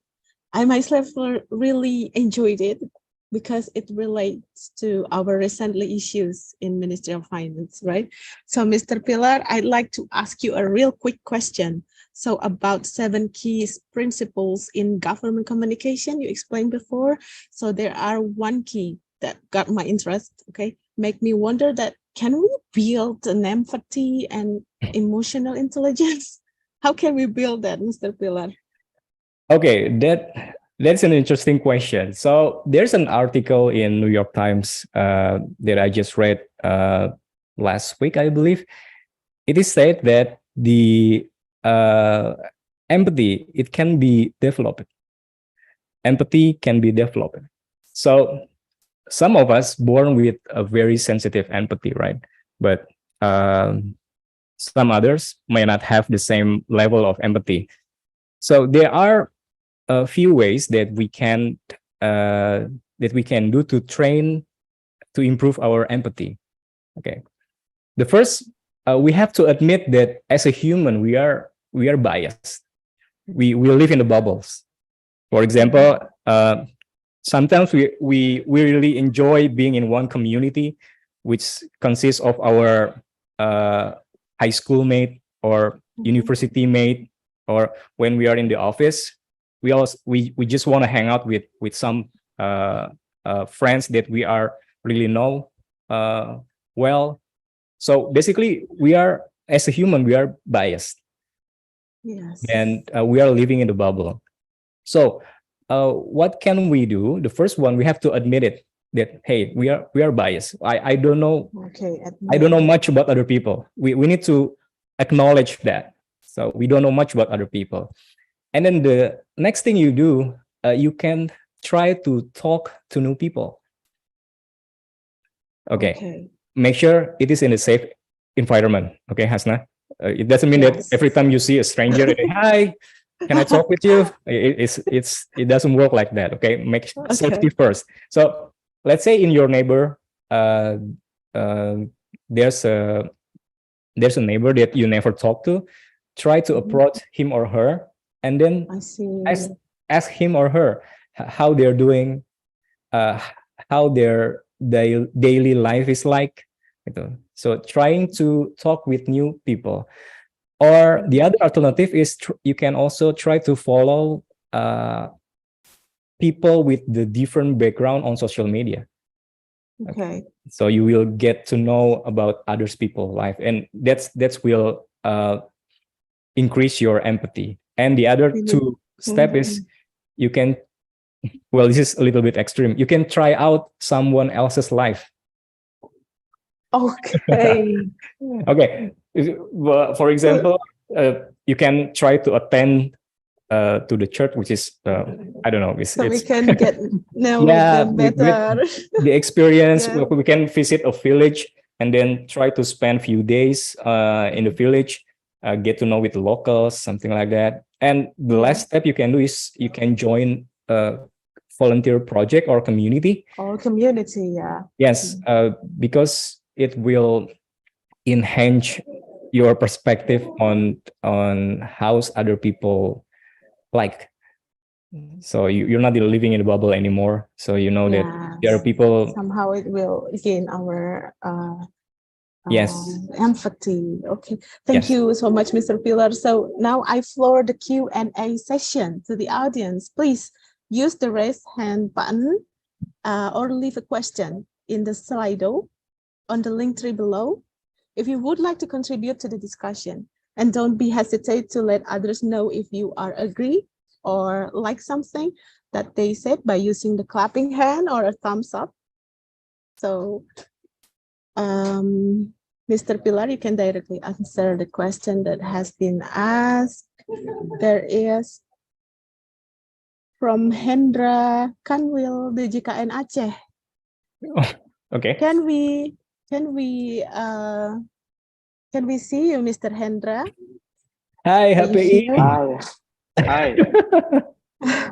It's nice to see you, Mr. Pilar. It's really nice to see you too again. Yeah. You used to work in BPPK, Hasna. So yeah. Oh yeah, I see. So your question, Mr. Hendra, please. Yeah, it's just a quick question because it's a really interesting topic. Yes, about this communication strategy in the organizations. But I will focus on the 7 key principles of communication in organization. That is the second principle is active listening. Yeah. So say, we need to active listening about other perspectives and then concerns and then feedbacks. But sometimes we, as in the government, has a limited time to active listening to other people. Like such an example in the late case. So there is no time to hear the feedbacks, and then the ministry have to let's say have to take a right decision. I mean to clear. I mean to yeah to clear out the issue, right? to clear out Issues. the issues. Yeah. So what do you think about this? Because as it we get in governments, we have very limited time, and then we have because of that we have like limited information of the feedbacks and then the concerns and then everything. Yeah. Okay. The seven key principle in government communication that I just shared with you just now is of course it's gonna be different when the situation is ideal and versus crisis. Okay, so if it is in the ideal situation where we don't have any pressure from the public to get out an information in the immediate response, so we can do the proper active listening. We can do the proper active listening. There's a lot of tips on how doing the active listening, but when it comes to crisis, then we have to use a different approach as well. So there's a golden window in crisis communication. So there's a specific time that you need to respond, whether you have an information or not. So let's say there's a new case. It is important for you to at least release a statement to the media, even though you still don't know very clear yet. You can just saying like this: okay, we aware about the issue, but we still need to dive into it. I will let you know when we are already having information. So it's really important to control the narration. So if we wait until we get the complete information and decided not to talk to the media will try to control the narrative. The speculation will begin. I mean, so it's important to make a prompt response, but in the proportional amount. So the active listening is basically still important, but in crisis we don't have the luxury of time for doing that, right? So basically just do what the best we can do. Again, there's a golden window in response. We can say something first while we are trying to dive into the real cause of the problem. So yeah, just do the best you can, especially during the crisis. It's very tricky and it's very complicated. Yeah, we still need to give basic information, I guess. Yes, or what the example that I just told you just now, it basically has no information in it. It's just, okay, we know, but we heard about the issue. We will try to dive into it. I will let you know. And for the first response, it's enough. Yes. To make sure that we are aware and to prevent other speculation about the issue itself. So yeah, very well, HPI, Mr. in crisis we don't have any luxury, especially in time. So just do the best, and yeah, it's kind of tricky, and we have to talk about it case by case. Okay, how about that, Mr. Hendra? Yeah, Any I more think questions? I agree. No, I think I agree with Mr. Pilar because the timing is very important in communication. So like, we have to know our audience, right? Yes, it's about the timing and then the people and yeah, the media. So yeah, thank you. Yeah. Thank you, Mr. Hendra. Talk to you later. Okay. Talk to you. Yeah. We're almost at the end of the meeting, so let's get through to the last two questions. Maybe any one of you will raise your hand, please. I will give the opportunity to you.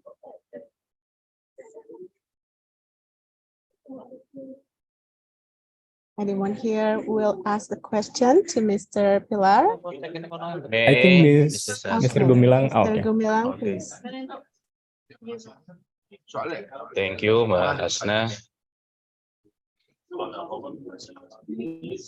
Good afternoon, Mr. Pilar. Good afternoon.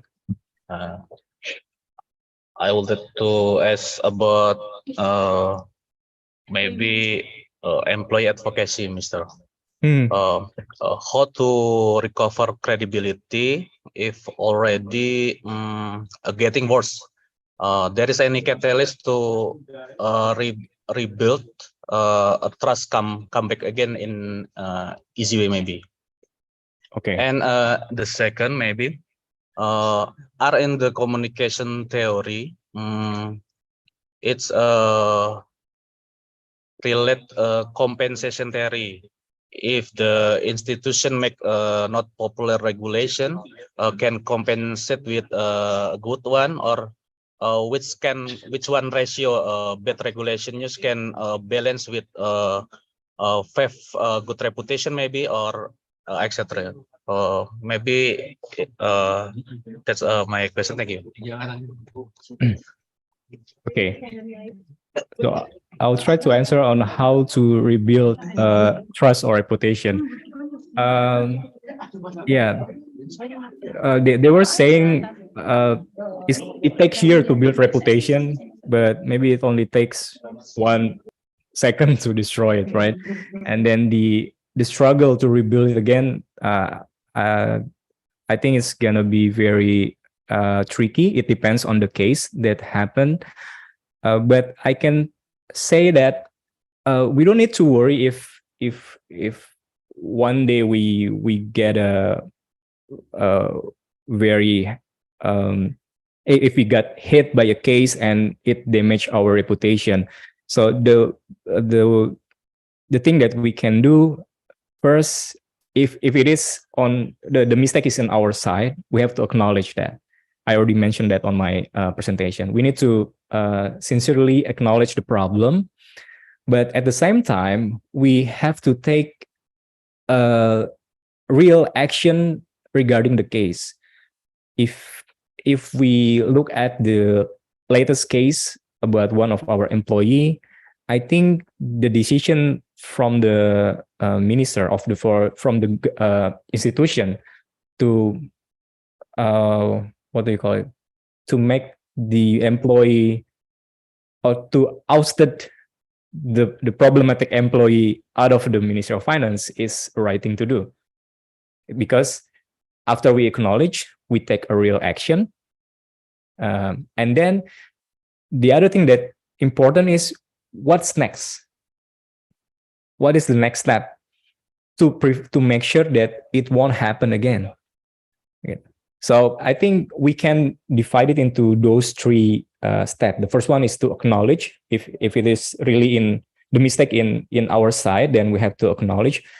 Unless there's an issue that is not true about organization, then we have to clarify it. But if it is happened in our organization, it's proven, then we have to acknowledge. Second, we have to take a real action regarding the problem. We can make the problematic person to resign or anything, but make sure it's a real action, and let the people know that we are doing this for the good of organization. And then lastly, what's next? What are we going to do to make sure this kind of case it won't happen again in the future? What are the improvement that we make? What are the improvement that we are planned to do? Even something that we are planned to do, it's still valuable to share with the public.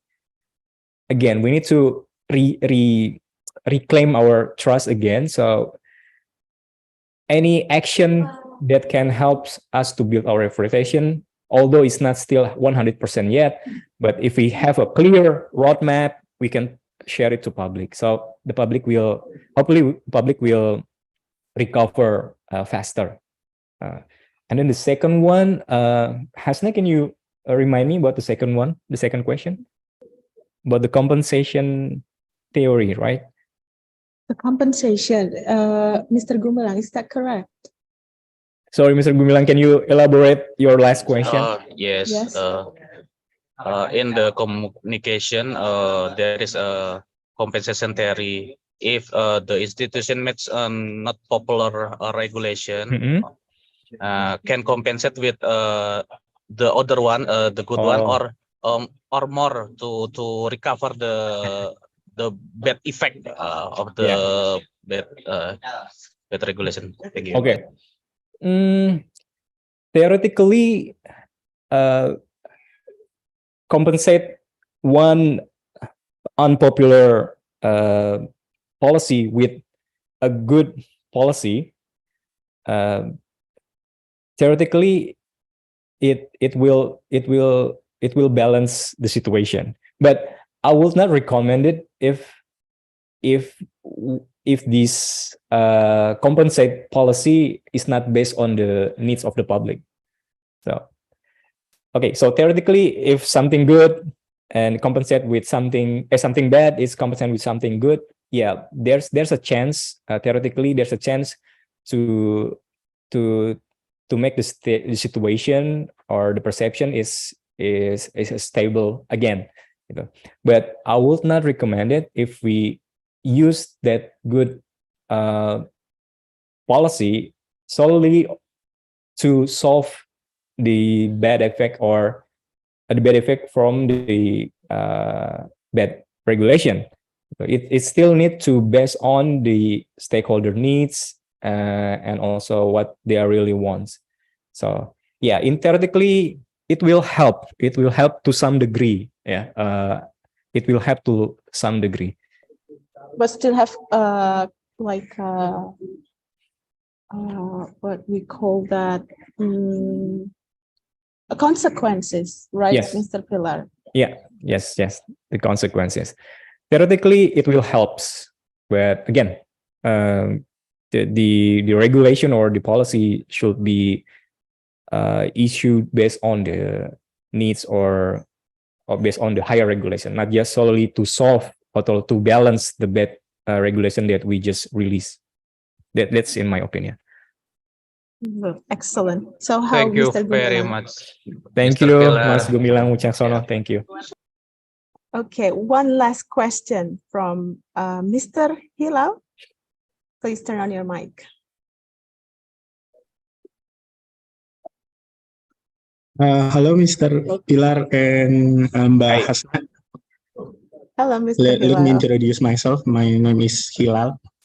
I work in KPKNL Pekanbaru at Public Relations section. Oh, cool. Yeah.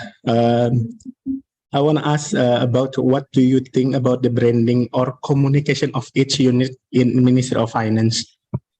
Do you think that communication or information sharing need to be centralized from one source, or is it okay that each unit could have their own platform or channel? Okay. Thank you. Okay, you're welcome. Can I try to elaborate your question?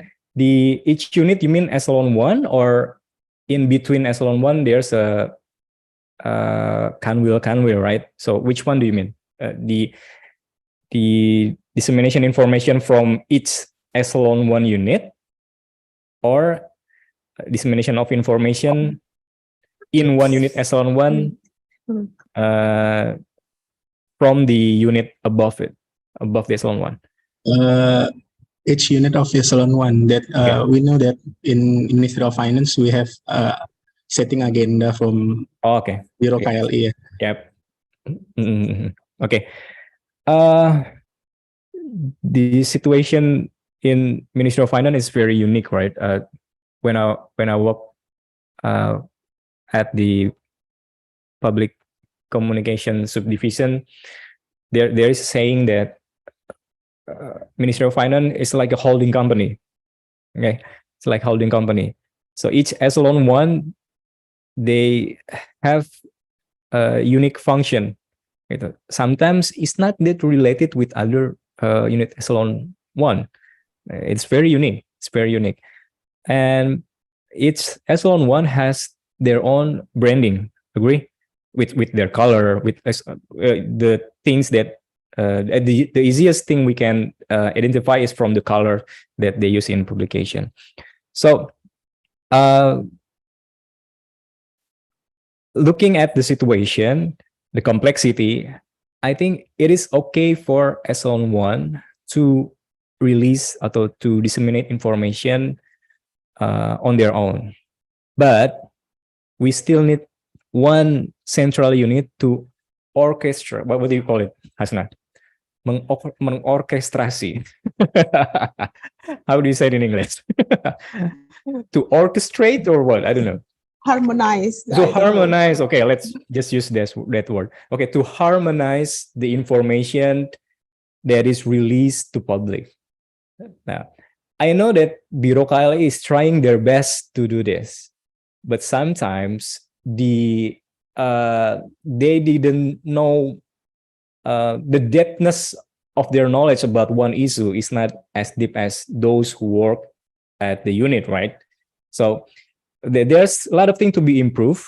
I already think that Biro KLI is trying their best to harmonize all the information that released from every unit in Ministry of Finance. So yeah, I think it's okay for every unit to release the information to the public, but I still think that we still need one unit that can harmonize or at least do the second fact checking, make sure that one information did not conflict with other information. So we still need one unit that is responsible for that. And I know that Biro KLI is trying their best to do that. Well, that's my opinion. How about that, Mr. Pilar? Do you have another question for Mr. Pilar?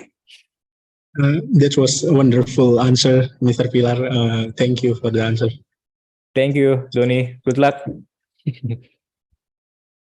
Thank you, Mr. Hilal. So it's about time to end our meeting. So I would like to say thank you to Mr. Pilar, and I value audience participation during the session. Now we will announce that the 3 questions that response from the audience, will get an award, a prize. Yay. Okay, congratulations. Congratulations To all of the winners.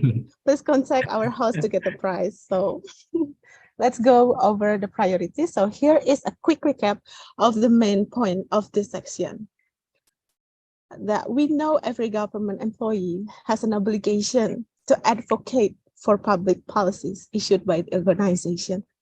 Because what I can learn from this session that every employee is the voice, the face of our organization to our friends, to family and other acquaintances, that we need to build the trust with the good communication and consistency. So every employee here is a public relations, right, Mr. Pilar?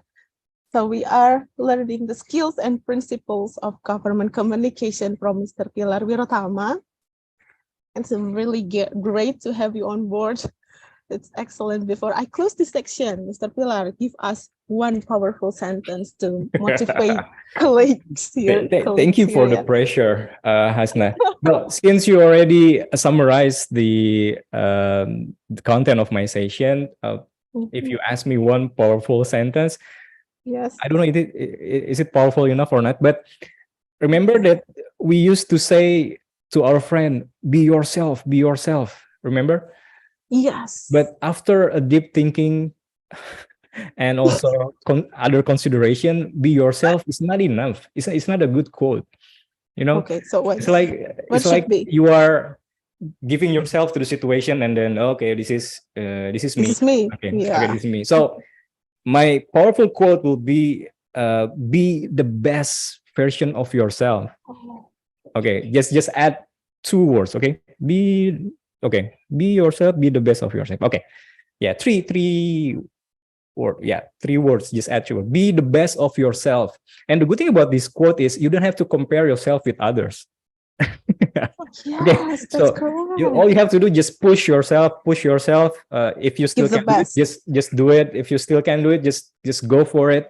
No worry about others mind or others opinion. You don't have to compare yourself with others. Just be the best version of yourself. That will be the last quote from me. Okay, guys, jot down the quotes. Okay, be the best version of yourself. Congratulations, Mr. Pilar. Very excellent insights shared today. Thank you to the panelists, Mr. Pilar, for your valuable contributions. And thank you, Hasna, for moderating this session. Hopefully, it's beneficial for all the participants. Sorry for all the mistakes and everything. Thank you. Thank you for the opportunity and happy birthday once again to TVD English Club. Yay. Yay. See you on the next event, Mr. Pilar. Bye. Thank you, Hasna. Bye-bye. Have a Bye. wonderful afternoon ahead. I give too. back the screen to you, Mr. Higgins. Okay, thank you, Miss Asna. I'm sorry. Okay, moving on to the next segment, we are honored to have our esteemed president of TVD English Club, Mr. Baru Ruja, join us today to deliver their closing statement. Mr. Ruja, please share your closing statement. Okay, thank you, MC, Mr. Higgin. Thank you very much, Mr. Pilar Wirotama, for giving such an informative and interesting presentation. Ladies and gentlemen, today as we gather here, I would like to extend my congratulations to this community for its very first anniversary. Applause for us. This past year has been a remarkable journey marked by insightful discussion, engaging webinar, and a shared commitment to continuous learning. I'm pleased to announce that all the esteemed speakers at the webinar organized by TVD Committee will be present with well-deserved certificate. Thank you for all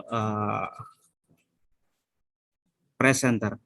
Your expertise and contribution have enriched our platform, not only Directorate of Evaluation, but all of DigiSam community. And we deeply appreciate your dedication to sharing knowledge with our participants. I will share something important about our TVD program.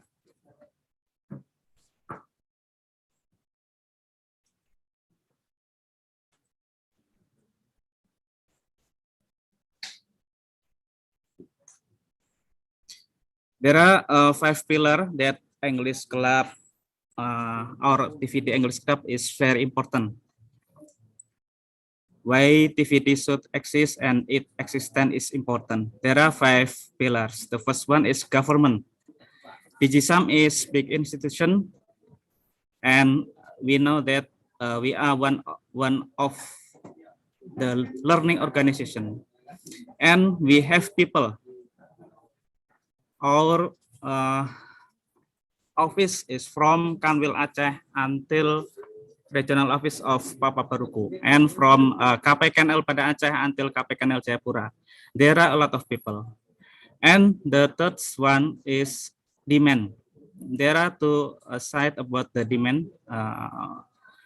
The first one is the need to improve English language skill to continue studies. Maybe some of us want to continue studies in abroad. And the second one about career advancement. If we can improve the English skill, I think it is important to increase our career advancement. And the fourth is about objective. What is our objective? TVD is established to create a dynamic and supportive environment to learning. And our webinar have served as a catalyst for enhancing participant English skill, enabling them to communicate confidently and effectively. And we know that TVD has strived to instill courage within our participants, empowering them to speak in front of public. And the last one is about roadmap. Last year, 2022, TVD was born in May 5. And this year, we improved to involve vertical office. The TVD not only for Directorate of Evaluation, but also for all DigiSam community. And the next year, I hope we go global, go stronger. Okay, I think it's all. Thank you. Wassalamualaikum warahmatullahi wabarakatuh. Waalaikumsalam warahmatullahi wabarakatuh. Thank Waalaikumsalam you, Mr. warahmatullahi Duja. Ladies and gentlemen, on the behalf on the organizing committee and our colleagues working behind the scene, I would like to express our heartfelt gratitude to our special speaker, Mr. Pilar Wirotama, for sharing his valuable expertise. We are also grateful to our moderator, Mrs. Hasnagania, for skillfully leading the discussion. We sincerely apologize for any mistakes or inconveniences that may have occurred during this session. We eagerly look forward to seeing you in future events. So stay connected and stay inspired. Wassalamualaikum warahmatullahi wabarakatuh. Warahmatullahi wabarakatuh. Thank you, Mr. Pilar, Mr. Regin, and all of participants. Don't Thank you. forget The to pleasure is absent. mine, Pak Badrut. Sukses selalu untuk TVD. Okay, you're welcome. Thank you.